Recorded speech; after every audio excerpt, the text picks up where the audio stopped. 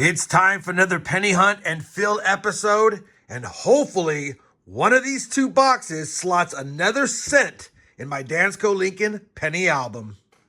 Hey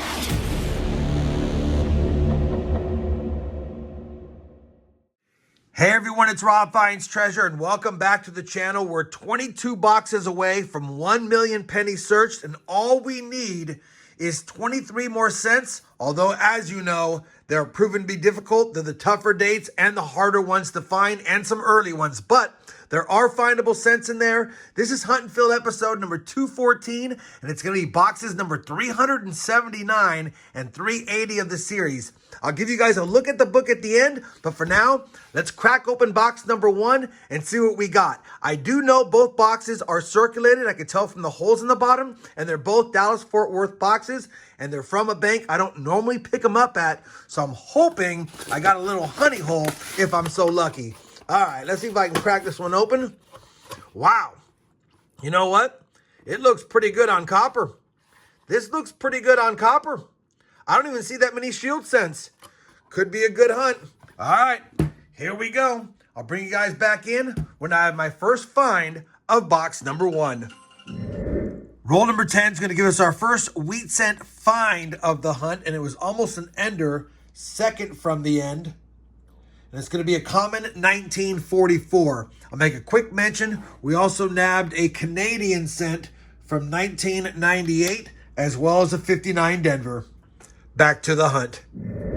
Very next roll number 11. Looks like we're going to have 2 more wheat cents. So we started slow, but they're starting to heat up. First one is a 1957 Denver. And the one peeking out back here looks like it could be older based on the wear. Yeah, could be an older one. What year is it? And it is older. 1928 Philadelphia. Probably not one we need, but always good seeing a pre-30s wheat cent in a bake box. Hopefully it stays hot now. Same roll. Wheat cent number 4 is another 1957 Denver. And let's just quickly see if I have another one in here that I can see at quick glance. No, I don't. All right, I'll be back with my next find. Roll number 16. Wheat cent number 5 already. This time a 1937 Denver. That's actually a better mintage or lower mintage. It's not in great shape, but I'll definitely take that one. Another one, pre-1940s. And yeah, these wheat cents are adding up in a hurry. Roll number 18, 2 more wheat cents. A damaged one right here in the front. 1956 Denver. And one right here, I think it's also a 56 Denver. And it is. We now have 7 wheat cents through 18 rolls. Roll number 23 has a find, and it's not a wheat cent. Take a look at this. We've got kind of a steelish looking edge, maybe aluminum. Not sure that's going to be a penny. Let's bust out the magnet. No, it's not going to be made out of steel. It's not magnetic. What the heck is it?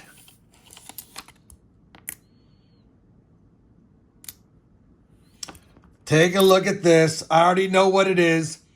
This is going to be a 10 Rappin, I believe, from Switzerland. There it is.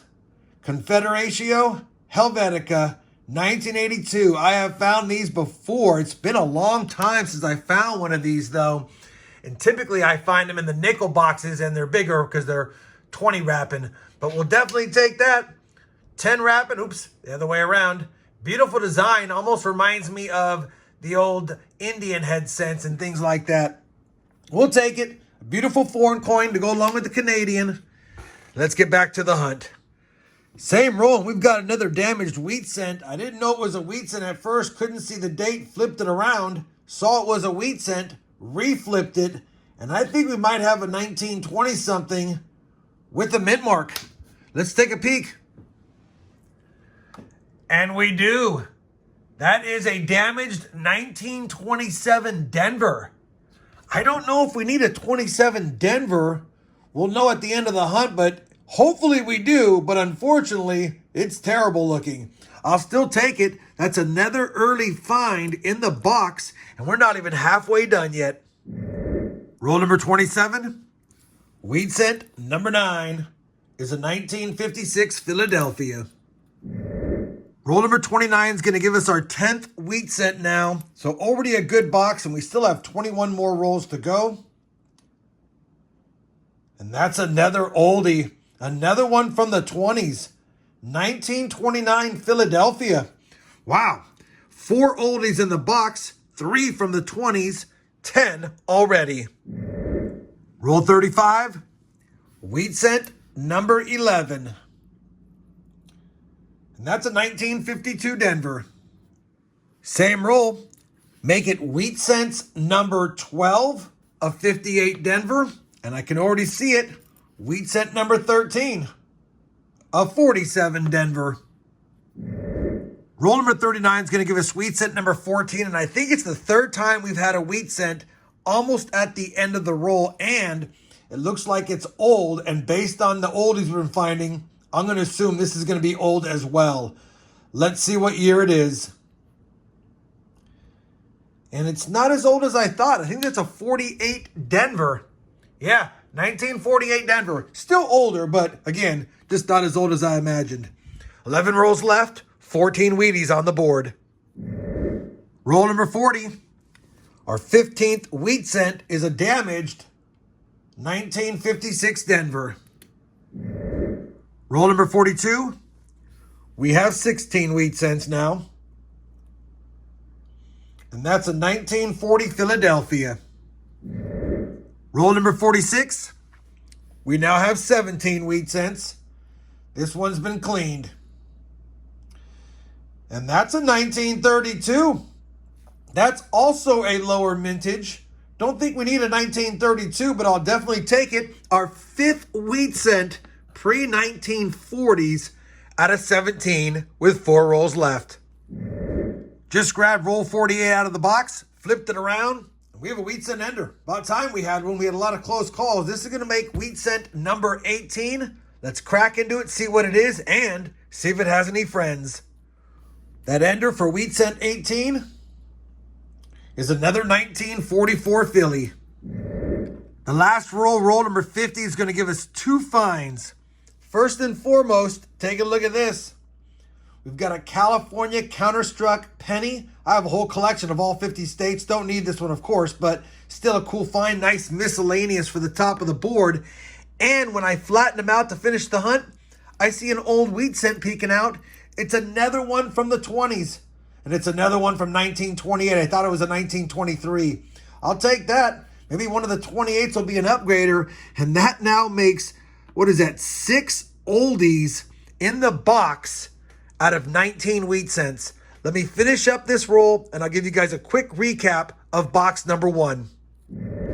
All right, we finished box 1 of this 2-box hunt, and what a dandy of a box it was. 19 wheat cents on the board, 6 oldies, 2 from the 30s, 4 from the 20s. We got the counterstruck coin. We got the Swiss 10 Rappin', the Canadian cent from 1998, 3 1959s, although no bright and shinies and no 69S's, but still a great box. And I said at the onset, the copper looked good, and it was.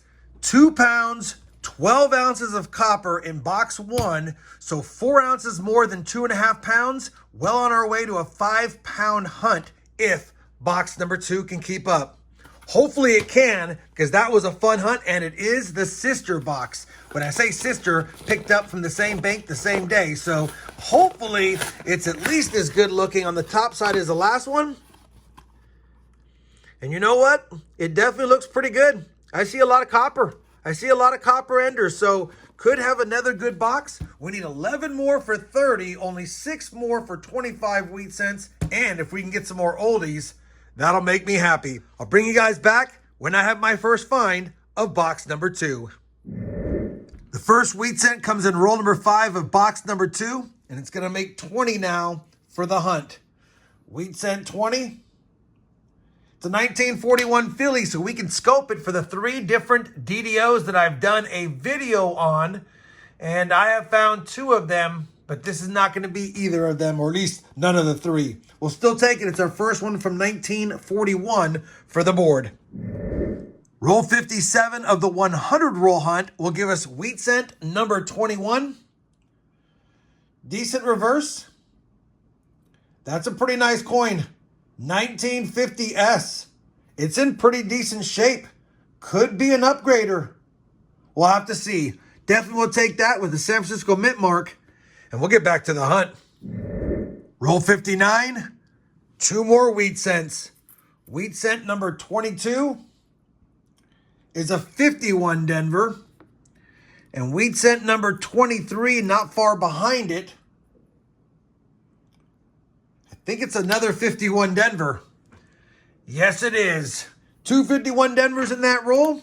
23 now for the hunt. Roll number 68. Wheat cent number 24 is a 1942 Philadelphia. Roll number 80, and the box is starting to slow down, but we've made it to our 25th wheat cent, the 6th of this box. It's a 1940 from Philly. Roll number 89. We've got our 26th wheat cent of the hunt, and it's a 1958 Denver. Roll number 90 is going to give us back-to-back wheat cents.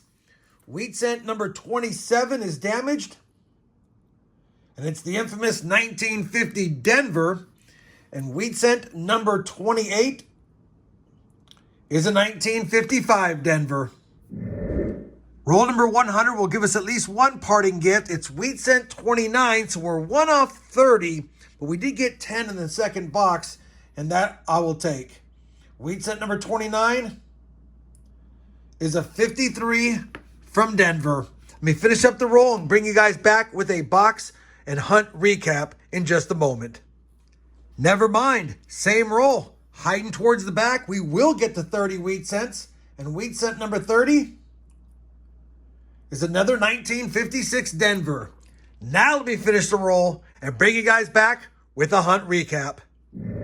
All right, we've officially finished that 2-box penny hunt, and it was a dandy. 11 more wheat cents in box number 2 got us to 30 for the hunt. That's an average of 15 per box. I will take it. A lot of common ones up here, but the best finds are down here. We got the 27 Denver in terrible shape, even hard to see at this angle. 2 1928 Phillies, a 1929 Philly, a 1932, and a 1937 Denver. I don't know if we need any of these. Maybe the 27D, maybe the 32. We'll have to see. We'll be checking that against the album in just a second. We also got the California Counterstruck penny. Pretty cool find. 2 Canadian cents, a 97 and a 98, both in rough shape. We got that 1982 Swiss 10 wrapping, beautiful looking coin. That was a good find. We got 5 1959 coins. We ended up with 4 nice copper cents, a 59D, a 60D, a 62D, and a 63. Good to see some shinies, all of them in box number 2. I was nervous about the copper. Box number 2 slowed down after a hot start, but then gave us a hot finish. And guess what? We got there. 5 pounds, 1.5 ounces. Can't get mad at that either. We'll be adding that to our copper stack. Let me compare all of today's finds to the albums. I'll give you guys a look at the books and some final thoughts on this 2-box penny hunt. All right, I have finished comparing all of the finds to the album, and guess what? We do have an addition. That 1932, we did not have it. I had a feeling because of the mintage we didn't need it, but I couldn't remember which ones we needed from the 30s. It was one of them. That is an addition. We also used the 1950S we found today because it has pretty good details and a splash of red. So we also had an upgrade. Now, after 380 boxes searched, because we added one, we have 212 of the 234 cents that this book holds. Holy cow, we inched a little closer, and it's near the end. Like I said, we got the upgrade as well. I am only missing 7 Canadian cents now through 195 boxes because I had a subscriber send me some of their duplicates for the modern years. I plugged them in. We'll give you guys a look at this book at the end of the series after 400 boxes. I am going to continue to plug away. Finding those in circulation was really not the mission. We just wanted to start an album and see how we could do, and we're only missing 7 now. Like I said, we're 20 boxes away from a million pennies searched, and then we'll close out this series. I've already got another one of these Dansko books set aside that I got from my coin shop, ready to use for the next 1 million cents searched. In the meantime, we'll see if we can slot anything else in the next 20 boxes. Hopefully you guys enjoyed this 2-box penny hunt as much as I did. We got an addition and an upgrade, and that's a rarity for this late in this series. If you did, you know I certainly would appreciate that thumbs up. And as always, everyone, happy hunting and thanks for watching.